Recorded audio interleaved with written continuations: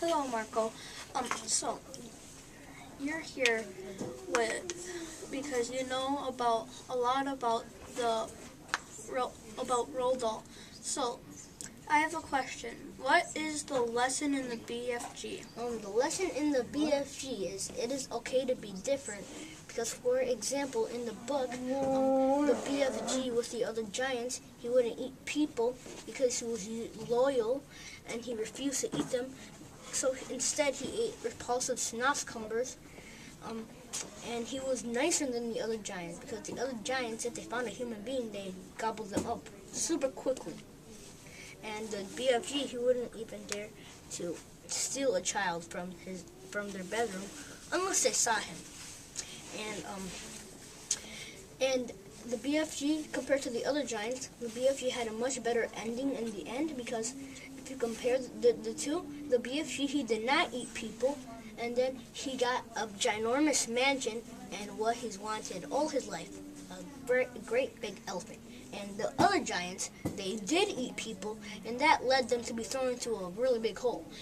And then the other giants, they only got to eat snozzcumbers instead of the people. And the BFG, he was nice, and then he got a very wealthy present, and he was given the title of the Royal Dream Blower, and he could go off anywhere in England blowing dreams to people. And in the end, the BFG, he was really smart, and he learned how to plant food, and he never had to eat not one disgusting snozzcumber ever again. But there's this really great drink that everybody drank in Giant Country, but he still needed snozzcumbers to make the drink. So that's the only reason he needed snozzcumbers for the Frobscottle. And that is my answer. Thank you. So Marco, I have two more questions for you in this film. Why did Roald Dahl make the BFG friendly?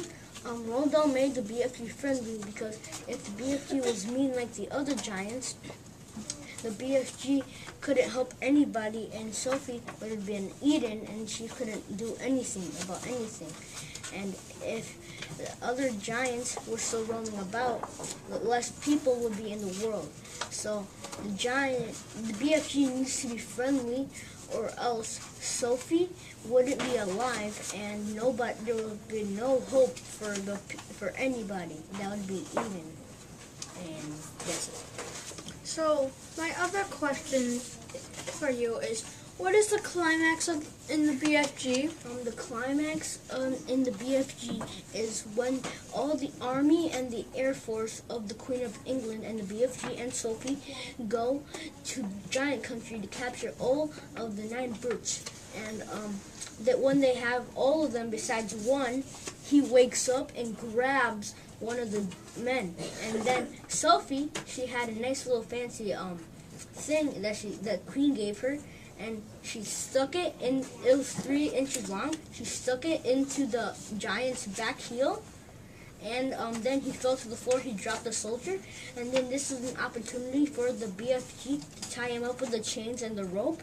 And then after they did that, everybody in England that were digging, they had to dig a really big hole because they were going to put all the giants in the hole, so then they couldn't escape. And then once they did that, they put them in there with the helicopters, and then the BFG went down inside, and then he untied them. And then after that, the Queen asked the BFG, "What are we going to feed them?" And the BFG said, "These repulsive snozzcumbers." And snozzcumbers are very big. They're about 6 feet, like a grown man, and they're white and black, and they have very bumpy texture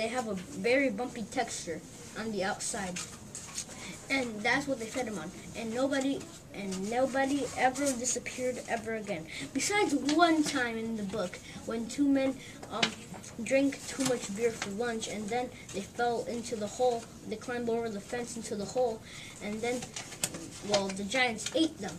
And then the butler of the Queen put a sign up to say it is forbidden to feed the giants. And after that, there were no more accidents, and nobody ever disappeared in the world ever again. Thank you.